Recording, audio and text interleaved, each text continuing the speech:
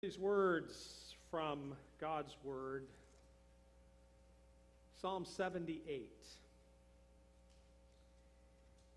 Give ear, O my people, to my teaching. Incline your ears to the words of my mouth. I will open my mouth in a parable. I will utter dark sayings from of old, things that we have heard and known that our ancestors have told us. We will not hide them from their children. We will tell to the coming generation the glorious deeds of the Lord and his might and the wonders that he has done.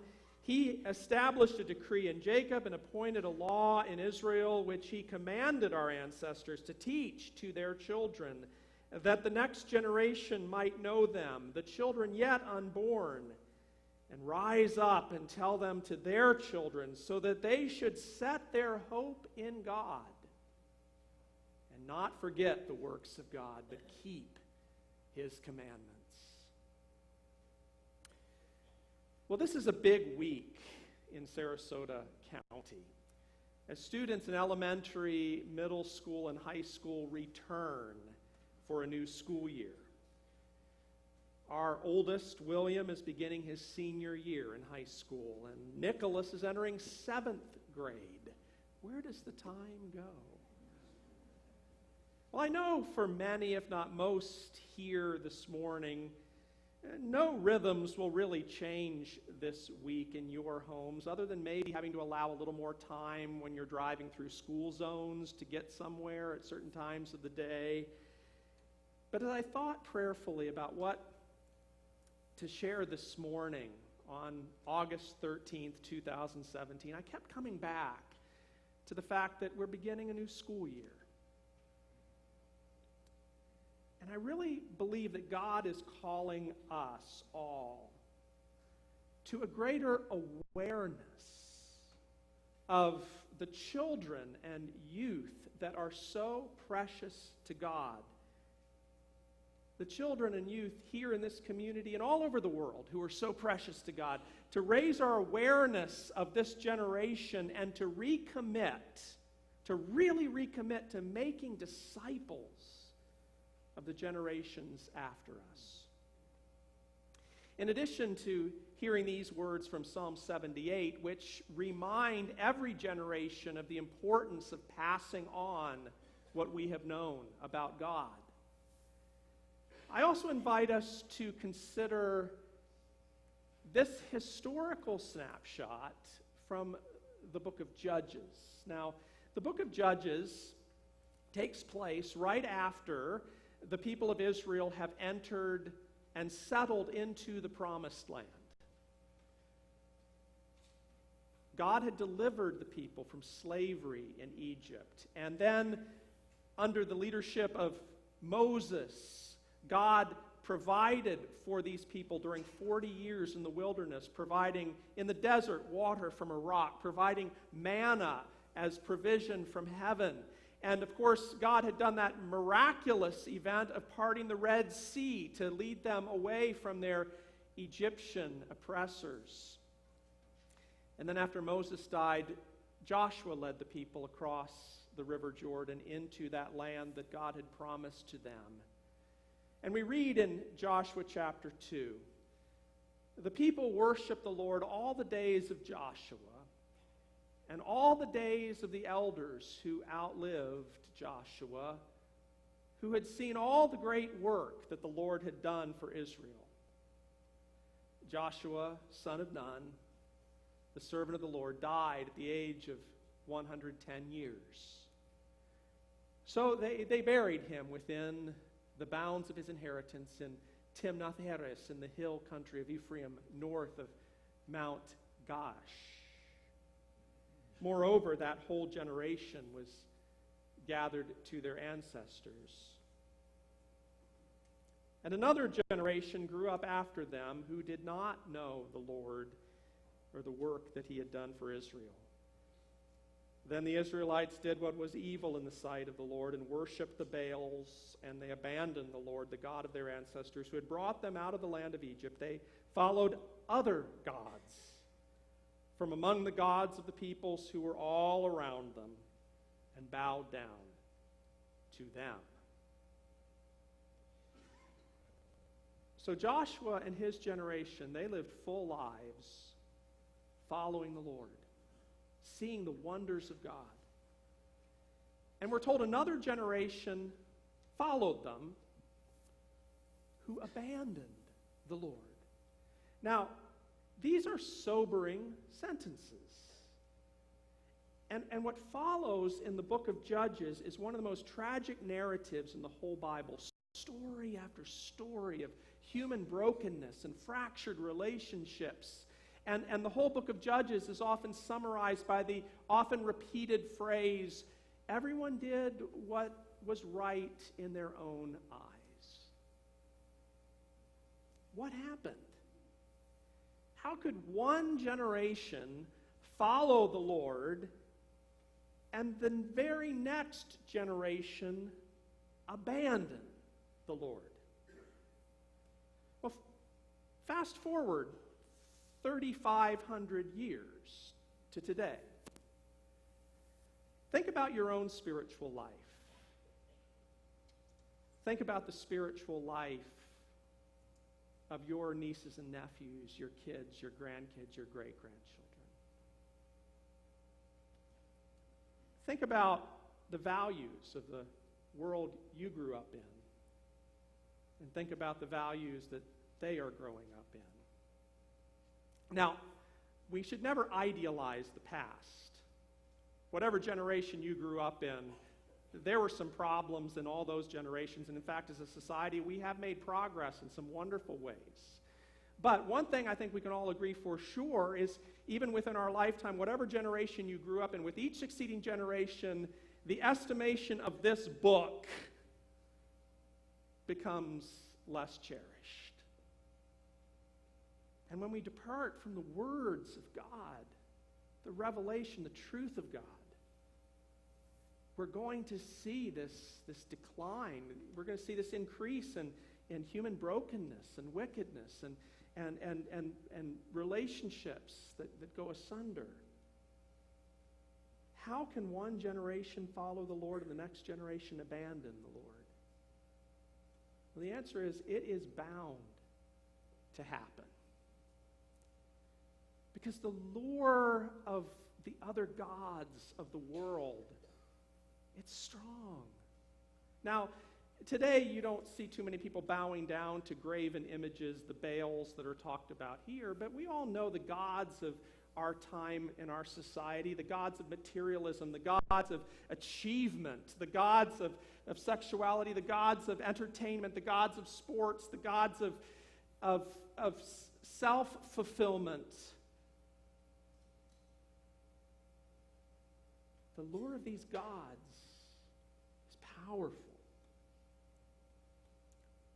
It's very easy to see how one generation can follow the Lord, the next generation abandon the Lord.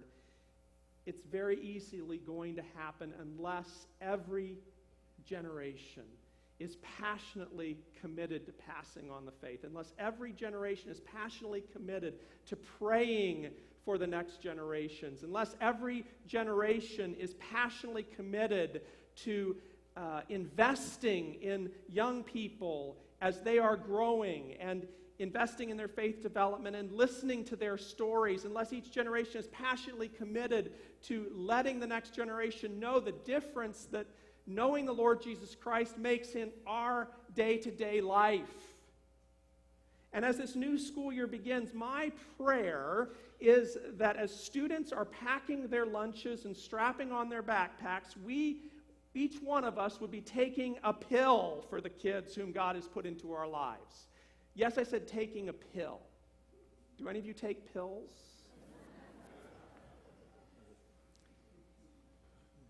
I suspect a lot of us have the habit of taking medications or vitamins daily, maybe a number of times each day. And so I thought, why not give something to remember or think about when we take our pills? And so,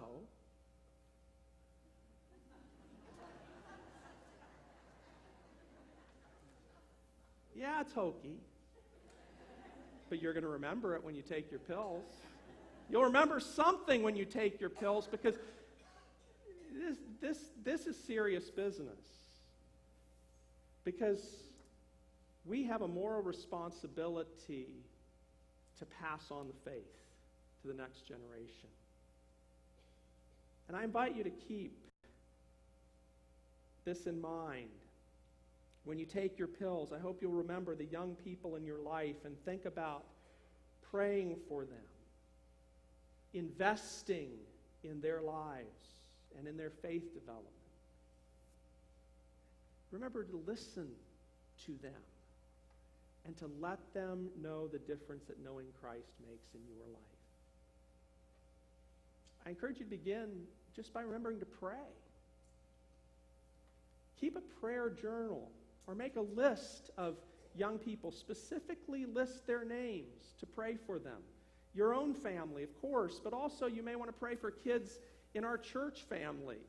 Kids whom God puts into your life in whatever context. You may want to put a bulletin board up with photos of some of the kids that are special to you, that God has put into your life, these young people to pray for. And do this individually, but you can also do this in your groups. I encourage you, if you're in a small group or you're in a circle, maybe one of the things you can take on is a commitment to pray for young people, pray for the next generation, and as part of your gatherings, to lift them up and pray for them.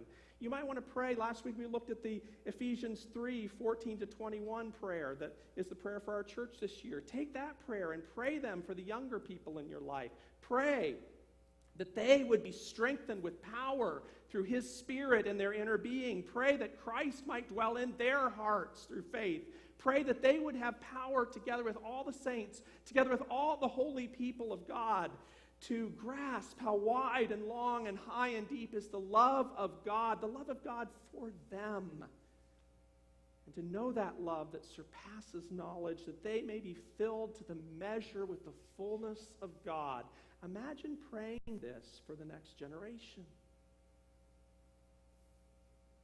There are other specific prayers that we can and should make for the next generation. And you may want to just jot some of these down if any of them particularly resonate with you. First, you might want to pray that these kids in your lives might know deeply that they are loved by God and precious to God. It's a hard world today. We see the statistics on teenage suicide, depression. Pray that deep within their souls they know they are loved and cherished by God. Pray for them to have a passionate desire to know Jesus Christ. Pray that God will bring into their lives Christian friends and mentors who will help them grow in Christ. Peer relationships are so important. Pray that God would bring those people to surround them, to encourage them. Pray for their hearts to remain pure and their desires to remain holy, that God would strengthen them against all the temptations that we face in our world today. Pray for their hearts to be filled with mercy and kindness, so that they might see other people as God sees them, treating everyone with love and compassion. We read so much about the bullying epidemic in our schools today. We need to pray that God would raise up the anti-bullies in our schools, who will come alongside these kids and love them and support them and be a friend to them. We need to pray that kids would follow the Lord all the days of their life, and that God would prepare them to be, even now we can be praying, that God would prepare them to be a godly, loving, and faithful spouse one day, or to prepare them to glorify God in their singleness. We can also pray for their future spouse. You know, one of the most life-impacting decisions we ever make is who we're going to marry. And I had never really thought about the idea of praying for a young person's future spouse until I learned after meeting Karen that my mother-in-law has been praying for each of her kids and has prayed for each of her grandchildren, and now is praying for each of her great-grandchildren, not just for them, but for their future spouses. I'd never heard of praying for a future spouse for your kids like that before.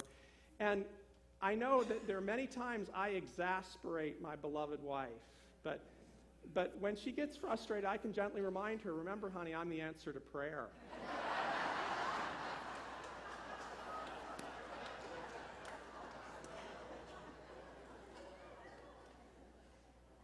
Actually, not long ago, I heard a story.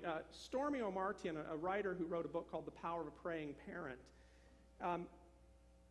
when her kids were about 10, 11, 12 years old, she began feeling convicted to pray for her kids' future spouses.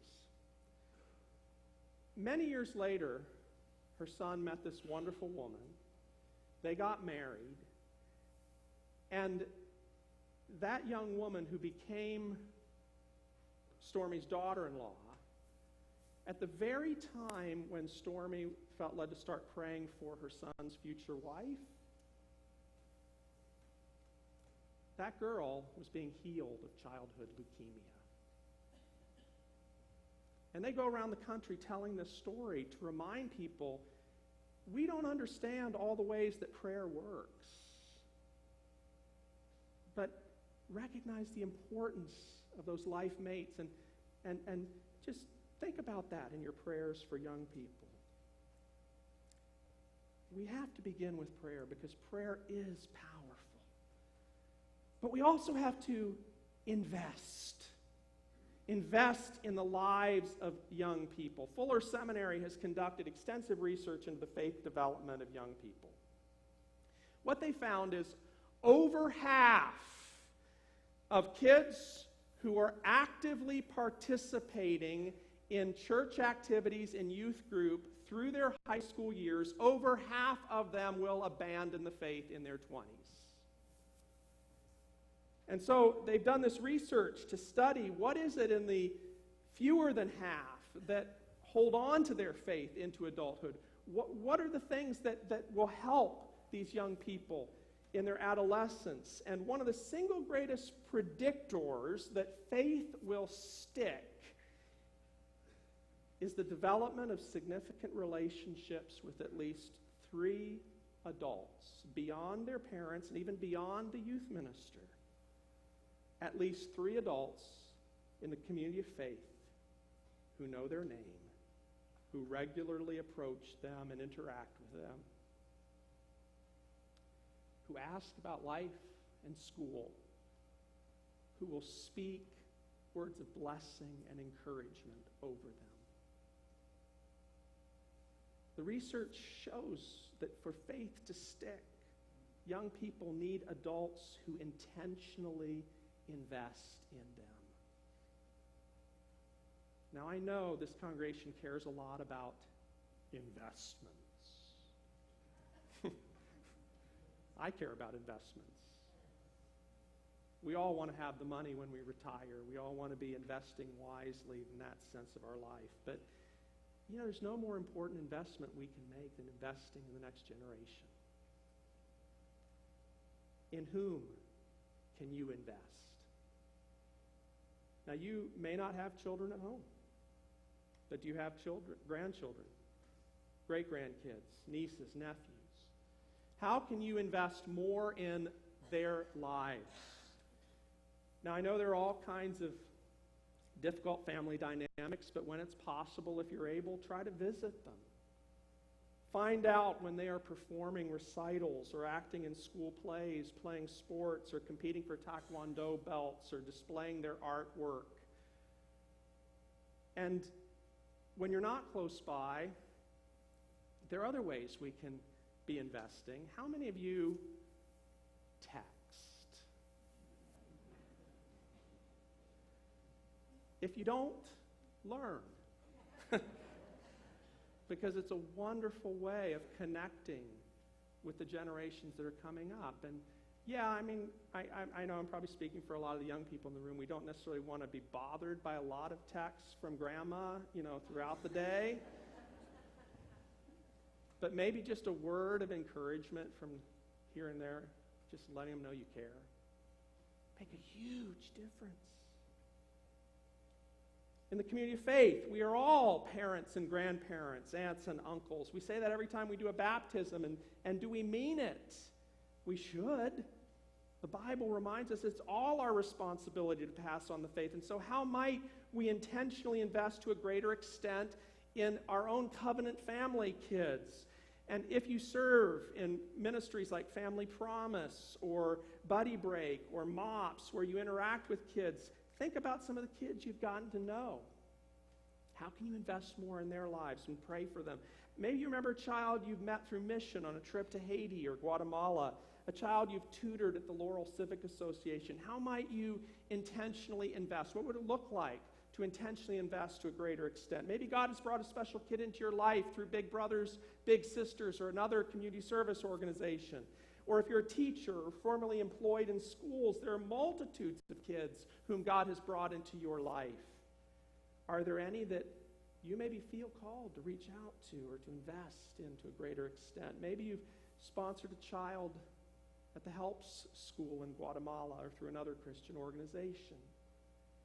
Maybe you could pray more, give more, write more, encourage more, ramp up that investment as God leads you. Are there kids in your neighborhood? Do you know their names, their interests? In our world of living behind closed garage doors, it's hard to get to know your neighbors. But maybe you can first invest in these neighborhood kids by praying for them, by learning their names, and then simply waving with a smile when you see them and greet them by name.